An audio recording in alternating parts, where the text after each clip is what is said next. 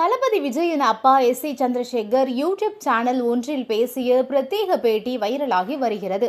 அதில் பொதுவாக அப்பாக்களுக்கு மகள் மீதுதான் அதிக பாசம் இருக்கும் என்று சொல்வார்கள். ஆனால் நான் விஜய் மீது அபரீதமான அன்பு வைத்திருக்கிறேன். எந்த கோயிலுக்கு சென்றாலும் முதலில் அவனது பெயரை அர்ச்சனை செய்துவிட்டுதான் ஷோபாவின் பெயருக்கு அர்ச்சனை செய்வேன். கடவுள் எங்களுக்கு 2 குழந்தைகளை கொடுத்தார். ஒரு குழந்தையை பறிகொடுத்து விட்டோம். இதனால் ஒட்டுமொத்த என் அன்பையும் அவன் மீது நான் வைத்திருக்கிறேன். அதேபோல என்னுடைய மருமகள் சங்கீதா மருமகள் மட்டுமில்லை, இந்த வீட்டின் மகளும் அவள்தான். குழந்தைகளை கண்ணும் கருத்துமாக வளர்த்து வருகிறார். அவளது உலகமே குழந்தைகள்தான். குழந்தைகளை பள்ளிக்கு அனுப்புவது, அழைத்து வருவது, பாடம் சொல்லிக் கொடுப்பது என அனைத்தையும் செய்வது சங்கீதாதான். குழந்தைகளை மிகவும் ஒழுக்கமாக வளர்த்து இருக்கிறாள். சங்கீதா இப்போது வெளிநாட்டில் இருக்கிறார் என்றார். இருவருக்கும் இடையே ஏதோ சின்ன மனக்கசப்பு. ஆனால் என் மகனை எந்த காரணத்திற்காகவும் நான் விட்டு கொடுக்கவே மாட்டேன்.